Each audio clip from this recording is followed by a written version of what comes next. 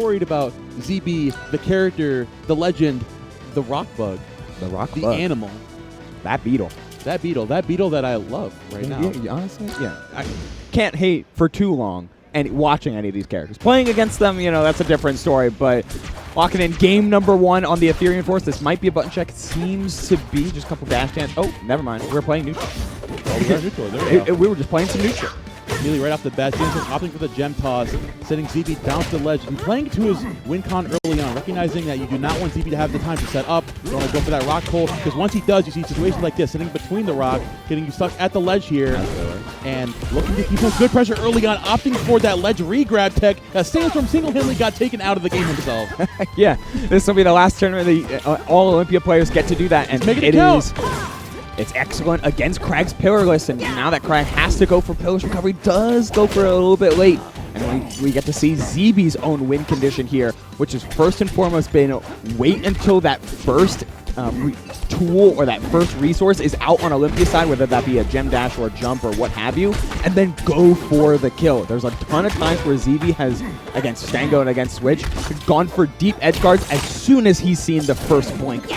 Oh, and going for a big down air there is exactly what I mean. He's trying to end these sets. He's trying to end these stocks, and he's looking good with the first stock of our top 8. Both of these players are hyper aware of how pivotal the offstage is going to be here, with ZeeBee going for the early edge guard, covering you on that pillar. Sandstorm setting up the gem preemptively off the ledge, and ZeeBee recognizing the biggest win continuity he has here is catching Sandstorm with that lackluster recovery. Him already sitting at that gem at the ledge, looking to catch ZeeBee, getting over aggressive with these reversals, and finds that grab, is already turning up, sending him off stage with the rock pull. That insistence on getting Olympia off stage and just fiending the chip damage. That's not a ton with a couple nairs, but hey, every little bit of damage sets up just enough time where the next offstage interaction might just be the last. Oh my goodness. ZeeBee early on, so consistent with those nair confirms and looking to accentuate this lead. Deleting that gem immediately, opting for the back air, now catching Sandstorm, getting over aggressive with the ledge here, finally going to find that dash attack, setting up the gem pull once more, and even with that re-grab, ZeeBee recognizing that is Sandstorm's way to catch him at the ledge. It did not challenge me whatsoever, finally finds a conversion into the most generous up strong I have seen in my life. Yeah, that was goodness. Maybe the explosive hit of those gauntlets, but you only got so many of those before you're falling victim to the same trap. ZeeBee has been dominating the ledge play. He's doing it with timing first and foremost, but he's also doing it with just sheer coverage. Krag Nair is massive, and there's only so much time that Olympia can stall in the air or find the wall or go for the ledge before she just has to do something before that fall speed catches up to her. Oh, Krag Nair is going to linger that entire time and confirm pretty generously into a back air and into more. Don't SD ZeeBee, I was just talking you up. But now, early on in this game, Sandstorm, first thing he does is he's counteracting the rock pull with the parries. Recognizing that ZeeBee's getting way too much mileage off of setting up that rock from the ledge, catching Sandstorm on the back foot here again, and now sitting up not on ledge, but instead covering the right side of the stage on top of that jewel belt platform. Definitely do not want to challenge back off there. Now waiting to catch him when the normal gets again. Up air coming out. Another up air, double up air to the forward air. He's not going to do it. ZeeBee in a very precarious situation. Can he make it back to ledge? He's patiently waiting it out and makes it back on. Sandstorm playing this very, very slow. Finds the tech chase on the platform. Not quite reaching with the fair. Wanted to keep it consistent, maybe. Surprised we didn't see an up special there as I saw you with the twirly hand motion. We were both expecting it. Yeah, we were waiting for the Olympia to start spinning and winning, but no spins, no wins here. And Krag can find, with this high percentage, we're now seeing ZeeBee find an opportunity to pull rock, and that was massive in order to cut down this lead. Whoa, the range of that shield grab was crazy. ZeeBee already counteracting that down tilt setup at the ledge. Even when Sandstorm switches up from sitting on the ledge versus sitting above it waiting for an option, he still has the counteraction ready to go. Opts for that pillarless recovery, but gets called out there by the forward air. Sandstorm, like you said earlier, the movement is pristine right now. Oh yeah, all over the place. Jump cancel off the side though. Nice stuff, teching down in place. Trying to utilize all of the tools. Rock is right there, ready for it, but misses the down air. Yet, we're too far low. That is slowly but surely whittling away resources. Olympia's recovery might be a little suspect but just based off her double jump up B, but you gotta whittle down the gem and the wall resource first and foremost, and ZeeBee doing a pretty good job of all of that. And not to mention this evasion on the side B. We've seen the command grab board, what, like once, twice there? Now ZeeBee actually going up there and actually challenging the commander at the ledge. crazy enough to sit there, wait for Olympia to go out there, especially considering the consistency of that option. But now, Sandstorm turning up, making sure he's rused the day he picked that option to catch. ZeeBee getting aggressive on that Jewel Cell platform, waiting for that jump in to shield that gem expulsion right there. Rockfall going to pressure the shield again, tossing him behind him to set up with a nice pseudo wall combo. ZeeBee barely makes it back, but both of these players are accentuating this combo game through every single interaction. ZeeBee's sticking to his guns here, Momo. I really like that about him. It's just all about trying to maximize offense, not only with these optimized Olympia Yo, stop in your tracks. You're gone. You're going hard. No. Goodbye. Do not pass go. Do not collect 200. Oh, my goodness. ZeeBee, again, the offstage game has been absolutely phenomenal so far, not pressuring with these jabs. Back throw coming out, looking to set up again with a down special, just barely missing it, but had the right idea. Sandstorm needs to find an explosive option right now. Get himself back into this game. The up throw coming out into the forward air. Not going to close it out just yet. Now ZeeBee looking to make his way back to ledge. Going low for the pillar once again. Not going to challenge that side special. Looking to catch him on the get-up attack. But not going to find a dash attack there either. ZeeBee playing so well around this gem. Sandstorm cannot find a consistent hit right now, and it's going to bite him as we get down to the last moments of this stock. Ooh, that was such a clean conversion into the grab. Sets it up perfectly. The rock! Oh my God! The rock from the heavens comes down and strikes the rat into the bottom bot zone. That's it. And ZeeBee, he's just laughing. The Chaos Agent rears his head yet again. Oh my goodness. From Sandstorm getting gimped by the pillar the first time, recognizing that the most consistent hitbox you go to get through that is the up special. So goes for that time, had the right idea, but ZeeBee gets it for the second time, tosses the rock up so you get sent all the way back down with none of your resources there. That's just the perfect rat trap. There's nothing to do without that. Snapped right, snap Sandstorm right in the middle of it too. It's a mix-up in and of itself a lot of ways, Momo. Like whether ZeeBee throws the rock up and has it land on pillar or drifts away so the rock continues to fall. That's been its own problem that Sandstorm's had to deal with, not to mention these fast-faller conversions. Looked for the nair yet again, but was just a little off the mark to intercept that Olympia up B. Sandstorm barely escaping and is making sure he's making the most out of this stock. Quick back air off the pillar. Still trying to intercept ZeeBee with these early jumps and with a ton of this ledge play, yet Sandstorm just ever so slightly off the mark with some of these. Sandstorm now going to be playing more of the frantic game plan. Not going to challenge ZeeBee too much. Going to hit the double rock pull there. Looking to get back off the ledge. The gem set up perfectly, just barely outside of that range. Looking to make it back. ZeeBee going all the way out there to challenge Sandstorm off the ledge. He saved the gem for the first stock, for the first rat trick. They get called out there again. He says set it on the platform. These gems aren't getting as much mileage as Sandstorm needs, and ZeeBee is taking advantage perfectly. Yeah, it's so perfect to watch these two players play with such individually powerful resources. And we see how focused Sandstorm is on throwing gem and breaking it, then retossing and all of that. Meanwhile, ZeeBee is so selective with when he pulls rock and just what's going to be able to succeed off it. Perfect focus attack to get through. Oh my God. Sandstorm definitely tired of getting gimped out there by those spikes and going to find his way back onto ledge. Definitely taking more of a proactive approach to the offstage game this time. This game number 3 looking to find some kind of way to get back into options. ZeeBee going to jump in there with a little bit of an overzealous approach option here. The gem to the ledge once more. But again, that aggressive forward air on to delete that, get it out of the arsenal. But Sandstorm says, I don't need it. I'm sending you back in the blender. Oh, Put him in the blender. Reversing field twice there with a couple cross-up up airs is big for Sandstorm's damage output. Playing off this platform so perfectly, and yeah, breaks the pillar.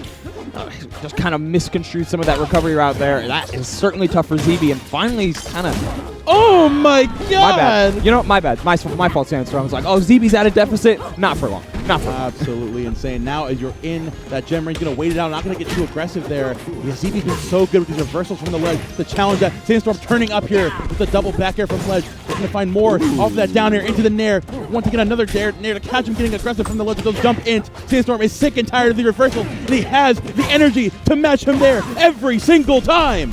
Yo, this has been some perfect offense for Sandstorm, and most importantly, he's been calling out those empty hops and calling out those jumps from ledge, Just all about trying to make sure that ZeeBee can't get started again. A jump fair from ledge getting shut down by a fair from Olympia. And Sandstorm just plays it slow. Wrestles control away from ZeeBee, then plays the ledge solid and back an extra step to make sure that ZeeBee was the one committing first, like he had been the entire set. but Sandstorm finally getting that extra reactions to make sure ZeeBee thinks twice about just what those ledge options are. Set's never over until it's over, Momo. We cannot sleep on the amount of times Sandstorm has found clutch reverse 3-0s. Hell, he did it against B-Bats just last night.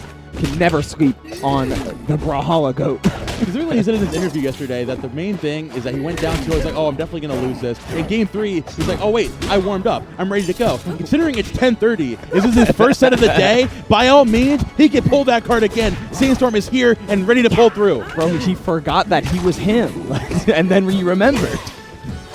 Trying here on Tempest Peak for game number 4. Sandstorm still trying to find some of these recovery rounds. ZeeBee playing a lot more safe, a lot more back air in this game number 4. Oh, the Nair mix-up, but barely whiffing.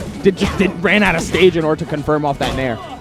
Oh, now hello. He's barely getting back to ledge, avoiding that down tilt now. Sandstorm looking to accentuate once more, sitting on that Tempest Peak platform. Getting caught up with a double rock pull as ZeeBee finds him and chases him all the way out there. The Beetle Sniper. Yeah, he was in the magnifying glass. He saw that right in his sights. Playing off his shards a little bit. The CC on that up air was so clean from ZeeBee. Playing on these platforms perfectly, and that's why you go to Tempest Peak.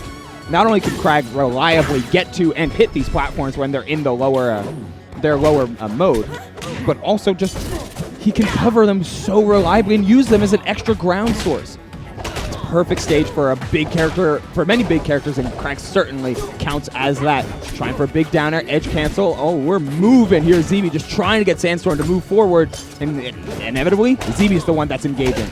Sandstorm doing a great job avoiding these spike hitboxes, but even then, the consistent damage ZeeBee going to catch. Especially going to back on, back air into the down air, finds a trade, but we take that every day of the week. Yeah, that's I would consider that worth it, to say the least. Pretty worth it. Up to what an answer! These up airs, Sandstorm. Every time Sandstorm wants to play at ledge and maybe do some ledge grab shenanigans or run offs or ledge slips or what have you, ZeeBee answers with a very, very clean up air. Uh-oh, I'm scared. Playing on Crag's platform is never where you want to be. Oh my goodness! The DIN saves Sandstorm there. And again, he prioritizes Gem, but this time, Rock is out of the way as well. Gotta see if you can maximize this without one of those key resources to keep Crag away from his boulder. Now Sandstorm goes out here with another forward air, not gonna go just yet. He's up there with the rock shards. With the aggressive nair back on, not gonna the down tilt. The forward throw coming out. Carry situation, Sandstorm going high with the rat trick. Finds the forward air. The weak hitbox still hanging on. Sandstorm through everything. He'll through the pillar. With the upside barely makes it back to ledge with the side special, but converts the back air into the forward air. And ZeeBee locking his way through and takes the set 3-1 over Sandstorm. Very well played. Very well played. 8th seed ZeeBee moving on, upsetting number 4 seed Sandstorm. And I said it at the beginning here, Momo. This is some of the best I've seen ZeeBee play in a long time. He's playing hot. He's playing consistent. He's being just as good proactively as reactively. His defense has always been there. And, of course, the setups and chaos has always been a part of ZeeBee's game. But now he's absolutely certain about where he should place inputs, how deep he should put these forward airs or back airs in order to reliably catch Olympia, where he should be going in order to stop a multitude of different recovery routes. ZeeBee just looks so well scouted for every player he's played against, and the proof is in the pudding. Mm-hmm. Oh, man. So now that we've talked up ZeeBee enough to a 3-1 set count, let's send it over to him and Zeke for our first interview of this top 8. Take it away. Winner of the first set, ZeeBee. How do you feel about that? That was a pretty clean win. I've lost to him 2 times in a row on local. It felt like he adapted really hard, but I came out as strong as I ever have against him. Yeah. No, I'm really impressed with that. That was really, really clean. What do you feel like was the difference maker after you lost that game? After I lost that game? Yeah. What do you feel like you adapted back to? I just knew that I had an advantage in the stage picks. That was his best possible stage to pick. Love it. And I beat him on it already, so I was. But he's so good at figuring out what you want to do. So very nice. No, that's awesome. No, I love it. We've got a lot of competitors left here in this top 8. Who do you want to beat the most? Stango. Oh yeah, why's that? Look, at the very least, I want to keep the streak going. Yep. 4 Olympia losses in bracket in a row. It should be 5. surely you win the next time, right? Surely I win the next time. You might be born to win this one. I beat 2 Olympias this bracket. Yep. That was supposed to be impossible. Yep. So now, biggest question now that's the person you want to beat the most. Who do you not want to lose to the most? Also Stango. Yeah, that's what I thought. I mean, look, Cake is an incredible competitor. Yes. Brad is really good at the game. Yep. Nard is a genius. That's not bad. Everyone in this bracket is really good, but Stango's the one. All right. Stango's the villain. Well, I wish you the best of luck, my friend. I think you have a great bracket ahead of you. Good luck. And there we go. I mean, honestly, I cannot disagree with that assessment. Stango is definitely